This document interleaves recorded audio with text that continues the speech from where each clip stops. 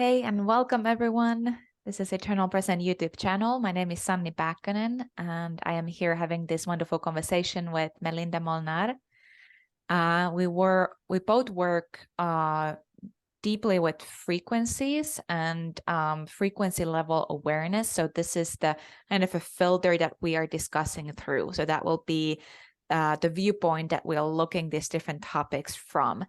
And today I wanted to lift up this really important topic that has been popping up in every direction almost daily. There is some form of expression of this and a slight confusion around this. So that's why I really want to bring it here on the table so that we can clarify it from the frequency point of view.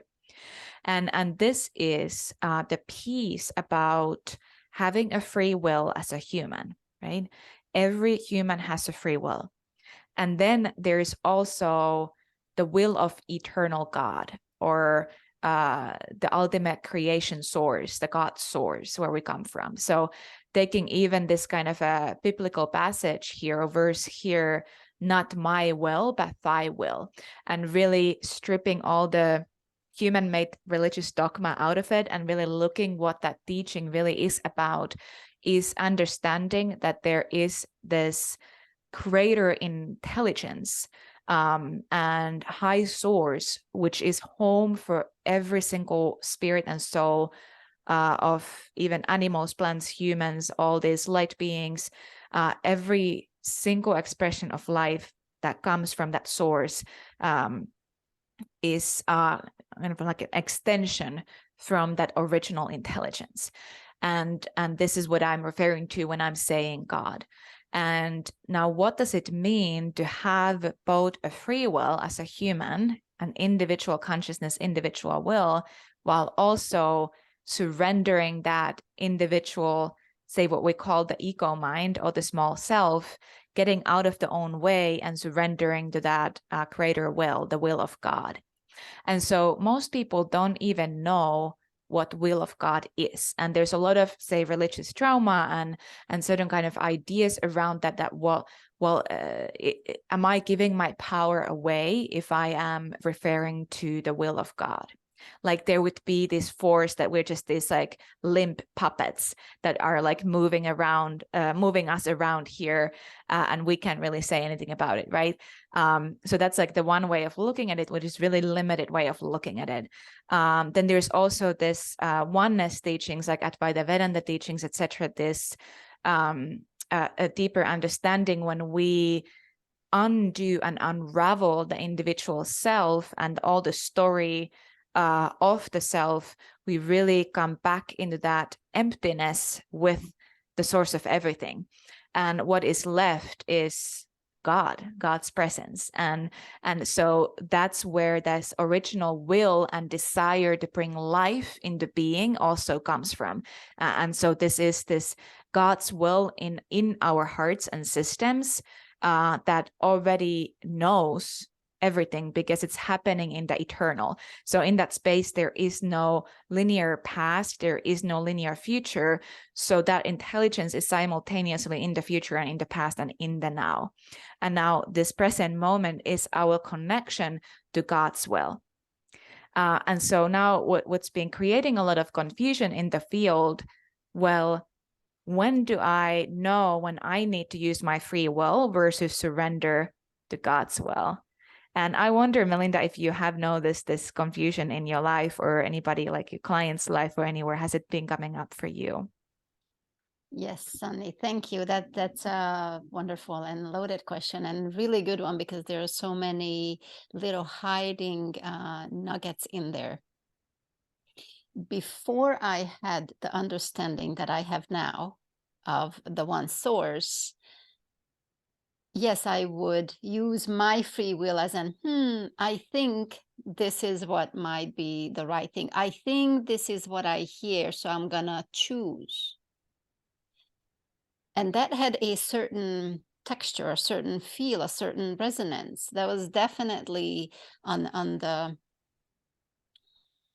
soul level. To me, the differences in textures, that's where I receive my information from. Now, lately, as this upgrade has happened and my connection to the one source really opened up and cleared up, it just became a totally different, let's just say, channel, if you will. So there is God's will, there is the guidance, the message, and then at this physical end of it, or actually the mental end of it, then there is my free will. And yes, I can choose to not do what I've been guided to. I am fully in my sovereignty in that. And it doesn't mean that it won't happen. It doesn't mean I will be punished. It's just simply everything has its consequence. And by now, the mental recognition that the mind can understand that God has so much more, the word ability doesn't really, it's not really enough, but oversees everything.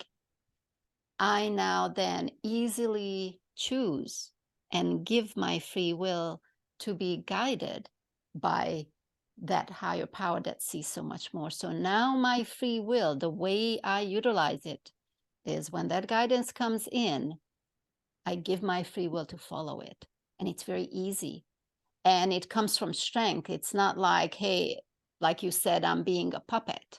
I go along with it, and then that's the co-creation, because I also get to see and enjoy where it brings me. And it becomes then the unique way of that experience with my co-creative free will in there. That is my experience. Yes, and I actually want to reflect this. So to everybody who has been listening to previous recordings that we've done, you may be picking this up on a frequency level that both of us went through a massive, massive shift. Like I called this the hard drive reset in February and March, and we've been integrating, and this is creating a whole new standard. So I communicate with God. Like for me, God comes as Christ, eternal Christ. And so this is this Christed standard, and Christ is simply another word for truth with capital T, unwavering truth. And so now there's this whole new standard, and we got to share some space physically also with Melinda to help to lift up in the same space. So these talks will be a lot more harmonious from the space, and we will be able to get more precise with these conversations. And commenting on that, I love what you shared about your personal notice, like, well, this is how it used to be, and now this is my experience of it. And I was hearing that hierarchy there that say there is God's will, and that is overseeing everything, right? And then is our personal will, so the free will, because our free will really came from God. Mm-hmm. Right? If there wasn't for God and God's will to give us that free will, we wouldn't have it in the first place. We're talking about creator of all life, right? So it's such an interesting thing how people forget this one, and they will start like looking, including I've been doing this for years and years and years, searching for that higher intelligence. But I was looking, I love this phrase from the Jesus Revolution movie, and that momentum is happening. If you haven't seen it, I really highly recommend going to see. It's describing what happened some decades ago, and that is happening, but also outside religious, outside the church, that Christ state awareness is really coming and opening up in our hearts. So there's this phrase there that says that people have been looking for right things, but from the wrong places. So I love that. People have been looking for right things, but from the wrong places. And this happens right here, where the free will is looking and looking and looking and looking. And free will on its own can never feel the ultimate fulfillment, because it will always be separate from its true parent, who's right here. Right. And now this is the dilemma. If we completely dissolve the free will, we'll just become this like empty just empty, nobody, and we become this like just a vegetable who's just gonna continue to sit in meditation in a cave, which I'm just calling this vegetable. Okay, that's the high mastery of getting, you know, the free will out of the way, and this person have made a free will choice to say go into a cave and be there. Some of us are appointed to do that kind of stuff, but so many of us are not. So many of us are appointed to really use this free will, that when it's connected to its original source, where we come from, it will actually start, it just becomes like this, more like a conduit for this higher will to start happening. And now this really is requiring extremely deep discernment, because there are moments when we are supposed to use our free will. Again, it's God-given. We've gotten it from the creation source. So there are these moments when we're supposed to use our own free will instead of just continue to ask, like, help me, help me, help me. Now I'm just like painting this image here. God goes, I've already given you the answers. Why are you not getting it? Right? And I'm not speaking of God being a woman or a man or anybody in the heavens over there talking to us, but this omnipresent intelligence, right? But this is such a almost like a cosmic choke as well, that keeps people in those loops where we've already received the answers and the free will is still looking and looking and looking and being lost, right? Or searching, being a spiritual seeker. If you're identifying as a spiritual seeker, well, what happens if you identify as a spiritual finder or founder, however you say that in English? Be somebody who actually finds something that's already given. The other form of this, not carrying the full responsibility of the free will, is when we're supposed to own our mistakes and or success, and we're simply projecting it out. No, I did this didn't say this program didn't really, it wasn't successful because I didn't get enough support with promotion. We're pointing the finger out. We are blaming somebody else. We're blaming our parents and the childhood trauma. We are blaming God. God didn't support me on this enough, right? Versus in that situation, the most important thing would be, I made a mistake. I didn't get it right. Okay, something was off. Now, God, teach me, update my mind. I need to understand how to actually do this, right?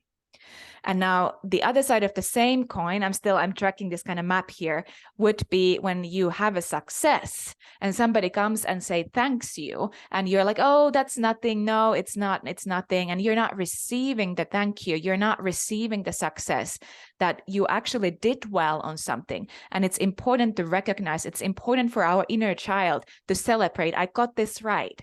I did this well. I did it. I reprogrammed that really, like a deceptive pattern, and I'm on the other side of it and I don't have that anymore. I did it, right? Like really celebrating that.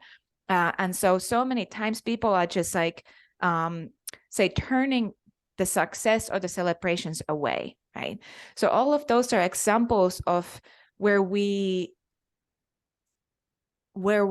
are asked to refine of how we can own our free will in that moment, both in success and in mistakes when we didn't get it right. And then there's this other side of that same coin when we are asked to surrender, get fully out of the way and surrender to God's will, but we are trying to do it on our own, right? How many here resonate with that? I did it for so long. Goodness, I did it for so long. I was trying to do the work of God instead of just like getting out of the way and allowing, okay, this is the moment where God's will need to come. I can't do this on my own, right? I can't do this on my own. I literally need help.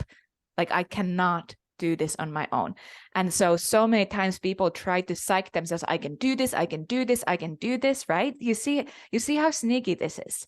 And I can do this can be really empowering. So I'm not speaking against that affirmation, but when it's coming from, we need to have the revelation and the surrender into God's will here. Otherwise, the free will and God's will is not going to be working in harmony like here. It's going to be off. It's going to be all over the place, and it's going to be confusing. It's just simply confusing. Yes. Thank you for those map drawings. I love that. So that piece there, I'm gonna comment on that last piece, where if we haven't had the revelation, then we're still trying to solve it on our own. And that is the part that I see with a lot of people still, after them having done so much work, that piece, that revelation piece, if it's not in place, because it creates a dimensional step that just opens up a brand new field for you in all areas, in your emotional body, in your mental body, and just all of you, even the physical structuring, the movements, how you what's the word, render, everything just shifts, because whatever was in the way of God's will and your free will, whatever constrictions were on the way, now simply just fell off. You've stepped into a different platform. And it's like now you speak a different language. This is where I see where I know a lot of people will make that jump, because that's that little gap. And to show what that looks like, again, it's a field, it's a space without constrictions. It's a space of that communication, right? That co-creation. This is where then the free will becomes so juicy. And this is where you can receive when somebody tells you, oh my gosh, you've helped me and this was awesome or whatnot, because it's like you did it, you co-created it together with the one source. You are walking in the word. You are understanding. You are the extension of that divine orchestration. So the fear piece that holds people up of, well, then what will happen? Because then I don't know. And then how, I have to know how to pay rent. I have to know where the money comes in, because in the 3D, you're like, God, let me see. I'm staring at my bank account. The numbers aren't changing. That's not really exactly how it works. But you hand over that fear, and it's just like, shift. And you start to experience that connection. Yes. Unhook. Yes. Unhook. I love the piece that you shared about being the extension of the divine orchestration. And this is truly so. And we live in a very volatile, is that a word? Volatile time on earth, which I've mentioned, and we have spoken about discernment so many times, like judgment versus discernment. And here, what the discernment, there's a big section of discernment that includes hearing God, hearing instructions. That is extremely important. And when I say hearing, it doesn't have to be this audible voice that just speaks out of the heavens, right? I'm not speaking about anything like that. Okay, it could be this audible voice for some of us, but hearing God and receiving instructions from our true parent, it can be so multidimensional. It can come as a really clear thought. It can come as a sensory experience of any kind in the system, which I need to get back to the feeling body. Remind me, Melinda, to speak about feeling body in a moment if I forget it. But really, that is super important part of this discernment, because sometimes this higher will and God's will is directing us to place where you would never go if you used your own will. Right. And this is the tricky space. Is like, so many people are like, I want to be the extension of the divine orchestration, and like, as long as it suits for me, right? As long as it's comfortable, as long as it's blissful. Like I follow my own bliss. If it's not my bliss, I'm not going to do it. Right. This guy, I can joke about this because I've been there myself too. And I didn't pretend to be any better than anybody else here. I'm just pointing out this like funny little things that have been circling around in the healing communities. And so many people are stuck in those realities. So I'm just calling them out, right? Because I've been called out of that too. And so that piece about the true surrender, there is no shortcut around it. And truly surrender doesn't mean that we would need to suffer. Like suffering is a strong word, but we would absolutely need to break through a very challenging situation. Because how would you ever know that you're actually surrendering to the will of God if you never had to push that edge? So pretty much anyone, I want to say anyone, but I don't know for sure. So pretty much anyone that you speak who's truly come into like this, who truly has revelation of God's will in their life, who's truly given their entire life for the service of the greatest benefit, they went through a very challenging time. I've gone through that. My husband gone through that. Every single teacher that is above me in the hierarchy has gone through that. You've gone through your challenge, Melinda. So everybody goes through a very, like, this is also referred to as dark night of the soul in a lot of the spiritual books, which there's so much truth around it.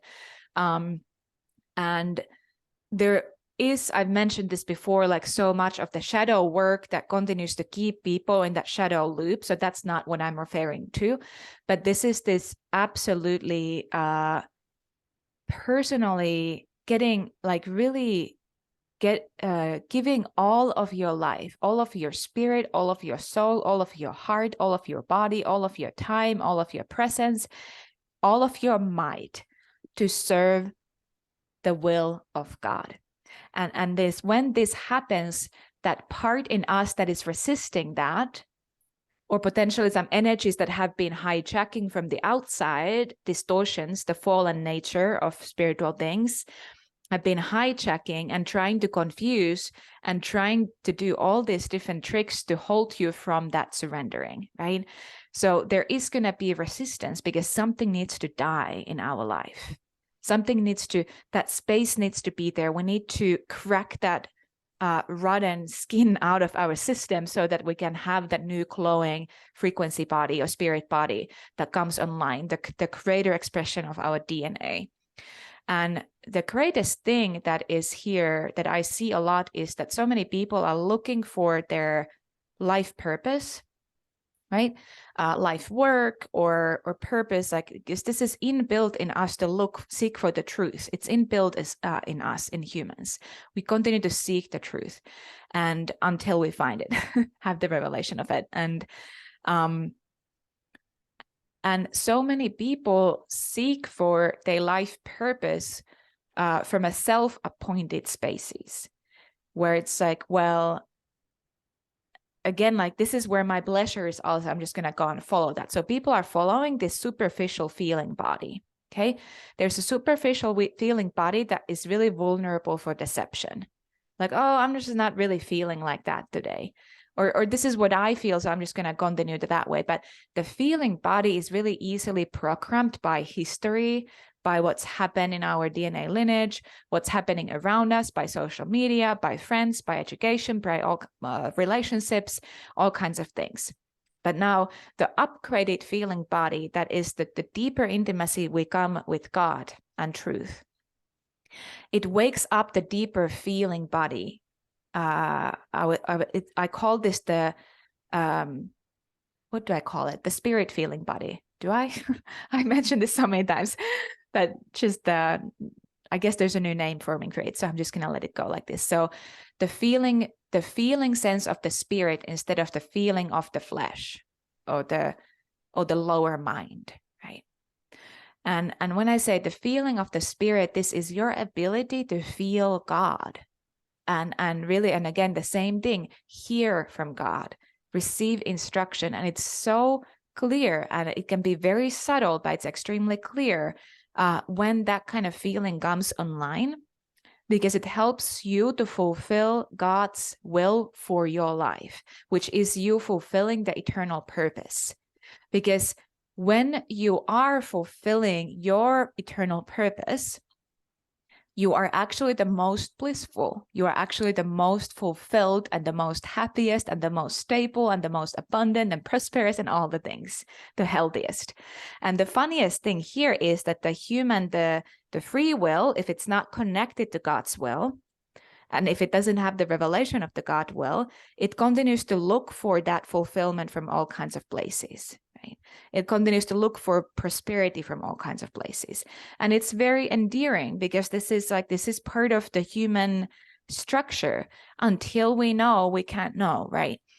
So that deeper connection and clicking in with God's will is so important because it brings you into this original architecture, which is already built inside of you, that when you serve the eternal purpose, meaning that you are fully in service for truth here on earth, helping people who are in need in your way, what your gifts are, whatever your gifts are, you are actually experiencing the most happiness and fulfillment. And this is counterintuitive for many, because if I give all of my life for work, how can I be happy?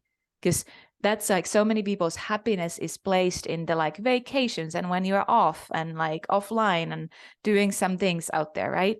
But really, this time is calling us to bring all of that together under the will of God for our life, which is already perfected. God, that this eternal will wants to be perfect all the things concerning us in this life. All the things, not just some of them, but all the things. So now that we surrender all of our lives for service, we actually find ourselves in absolute fulfillment in every single level. And this doesn't mean that you would never sweat, you would never work hard again. I work really hard, but I rejoice it's fulfilling me. So it's a win-win all the time. It's a win-win because I give all that I have all in every day, and I receive all in from God as well. So it's this greater reciprocity that is happening. Yes, yes. And if I think back for a moment before I was in this space and I heard these words, but I was standing in a place where those words hit different. And what I'm noticing, what I had and what a lot of people have, and as you were talking, that's when I noticed, is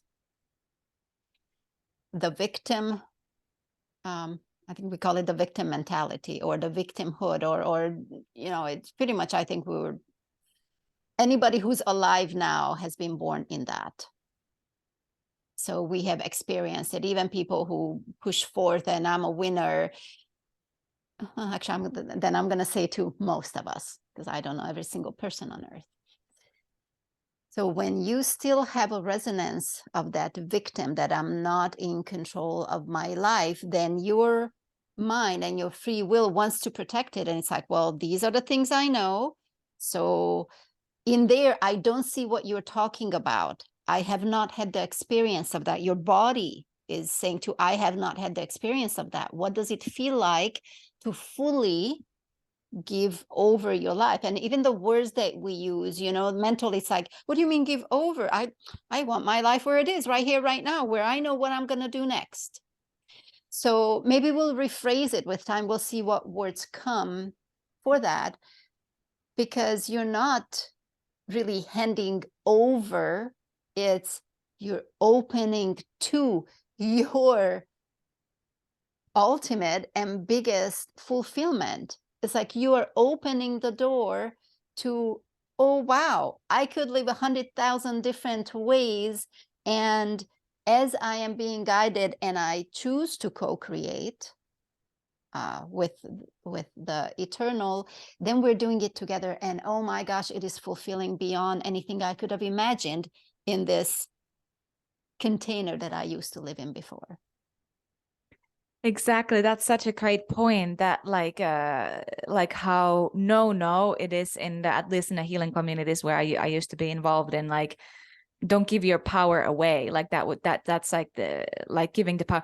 Now the thing is, like, who do you give your power away to?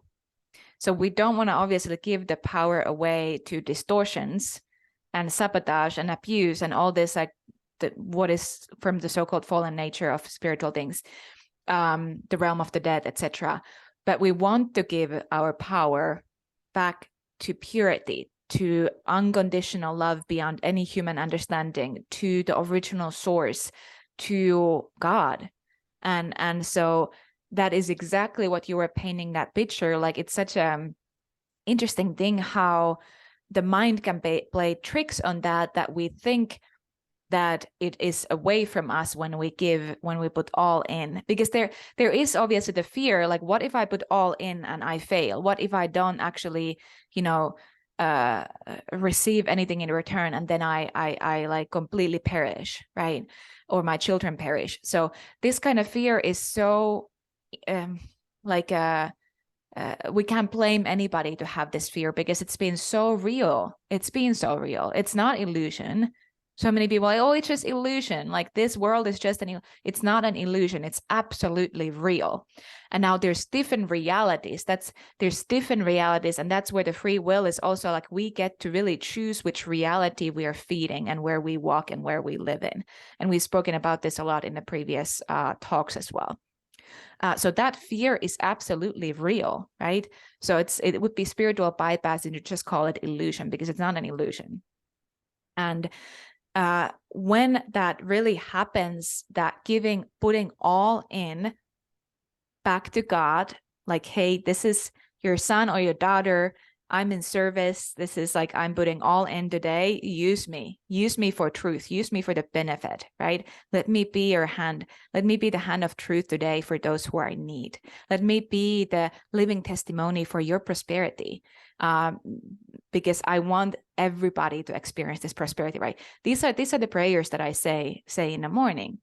And when we put all in, it opens up this door, as you, Melinda, said, and there is this infinite resource that we receive by putting all in.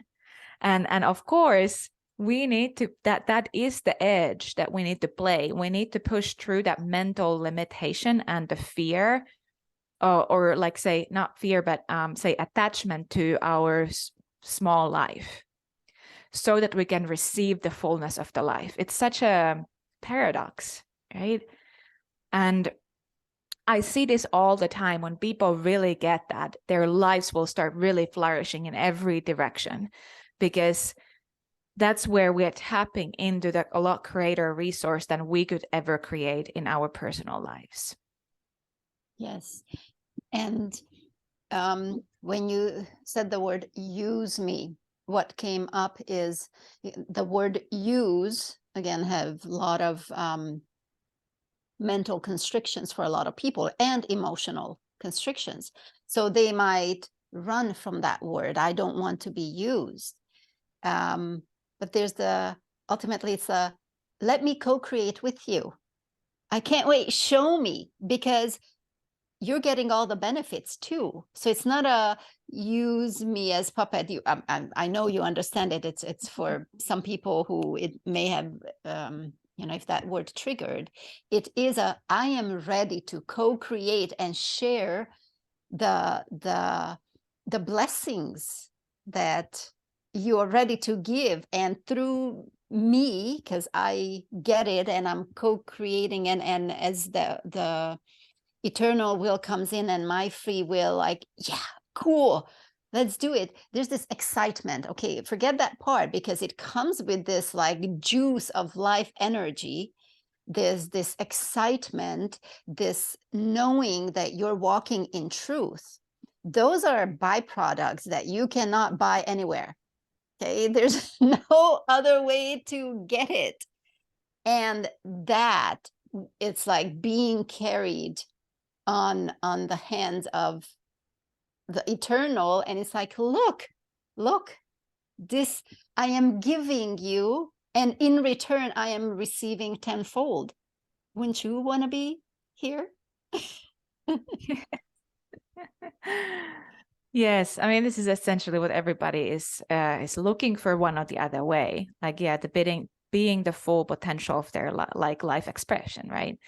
And I love that you pointed out that use word. I agree. It can be really triggering for some of the people. So yeah, absolutely, if you're not in peace with that word, I don't recommend going ahead and shouting it out all around.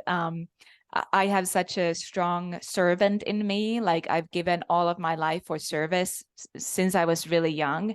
I announced it when I was 12 years old, and that's when I got really activated into my service. There was a lot of time where I was offline and I went astray because I was looking for the right things that I couldn't find at the time from the wrong places, right? But I still remember that exact moment when I announced that, like, I'm here to serve. I actually used that word. So for me, like, using that use word, I'm completely at peace with it, and I know what I mean by it, and it is putting all in. So if I'm playing poker, is it poker? Yes. If you're playing poker, yeah. yes, right. And when you put all in, that's me putting all in for Christ, for the service of Christ, and for truth. That's so interesting that you used poker, because just the other day, somebody was telling me that gambling is a sin.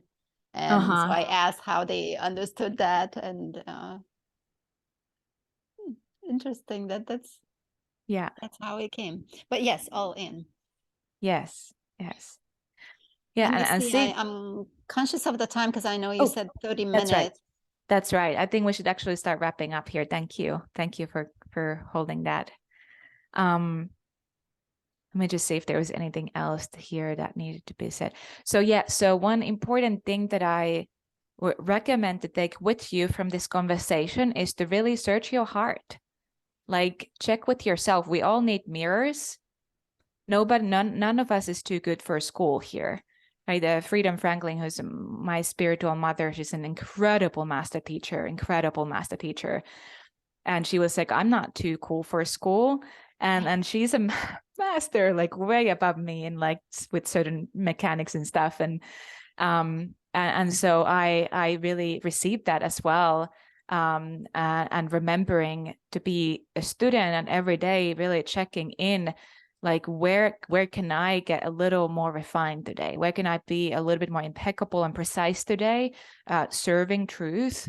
Where can I be the most useful? It may be totally different than yesterday. So being willing to be directed in a new way. And this is, again, first, like, I'm using my free will to check in with God's will, right? Because God's will will not push through forcing you unless you make that choice. I mean, it could. And for some of us, it almost happens that way. It's like, people who get into bad accidents and then they wake up like, wait, I've been like totally. So that's almost like God, like, if you're not getting it, I'm going to come through and wake you up. Right. And so it's a preventive healthcare to use your free will to willingly have the spirit of counsel with God, like the spirit of counsel, like this counseling, like, hey, I want to be aligned with God's will. What does that even mean for me? What does that mean for me? So there's so many of us get like, when we say God's will, it creates this like religious trauma in the system or distortion in the system. So really clarifying that for you, right? And then the next question would be like, when we're making decisions, like, is this according to God's will for my life? Like, is this serving the eternal purpose in my life or not? Right? And so that way we'll start attuning the antenna to the higher will, and then our free will gets actually a lot more freedom. It gets a lot more room to create and use itself and be useful for the surface. You will have so much more abundance because God will never send you anywhere where you're not provided for, one or the other way, right? If you're not provided for, you're probably just following your self-appointed assignments, which, like, I've done that, all of us at some point of our life is probably in one or the other way done that, and it's okay. It has been part of this learning process, but it's really time to start checking in, searching our heart and mind. What does God's will mean? What is the God's will over my life? What is God's will for today?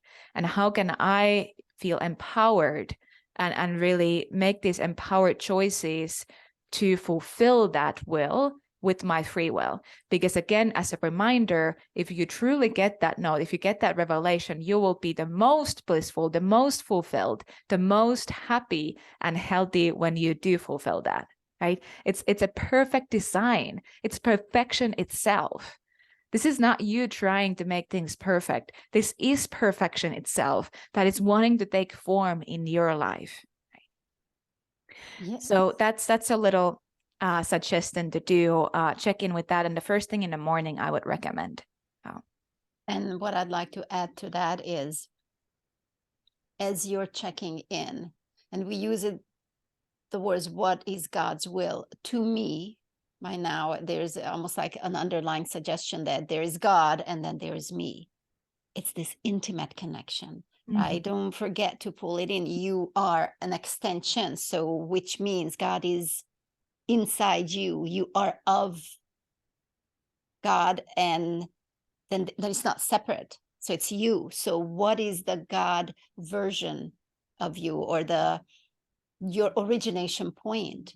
And when you start to embrace that this is you, your divinity, and every movement you do, every action, every word that comes out is the extension of that. When you cohere as such, that flow, it really is that fulfilling, wonderful dream, if you will. When we are living that dream, I live as I dream as I live, and that we bring that heaven on earth. Yes, exactly. The heaven on earth, the new earth, it's all forming through our lives. Exactly. And I love that, remembering the space inside, like God inside of us, Christ inside of us, the truth inside, a living light inside of us. And like, I love what one of our beautiful teachers, E.J. Newton, is saying, that you are God's light in motion. You are God's mind in motion, right? Yeah. There is this incredible God's intelligence and heart, and then we are the light, we are the heart, we are the mind in motion, and it's such an honor to be that. Yeah. I wouldn't want to be anywhere else than being that in this entire multi universe, with all this inorganic intelligence, artificial intelligence, or whatever floating around, and this is the most organic space that I at least know that I can choose with my free will, and I choose it every single day. I'm never too cool for that, choosing that, and that's like, it comes with a true humility as well. And true humility can only be, it cannot be faked, right? It has to be really experienced, and this is the posture that the heart takes in front of truth. Yeah, the posture, the shape, the posture that the heart takes in front of truth. Yeah. Thank you so much, everyone, for listening today. Very juicy conversations. We're going to continue to go deeper. Somebody already sent some suggestions for this talk, some topics, so please send them to me through email. SANNI@eternal-present, eternal-present.com. And we can bring in those topics, because I'm making a list. I already have a list, so we're just like scanning through every time before recording that what would be the best topic today. So we will address it in one or the other time through these conversations. And yeah, we will see you next time. Thank you. Bye. Bye.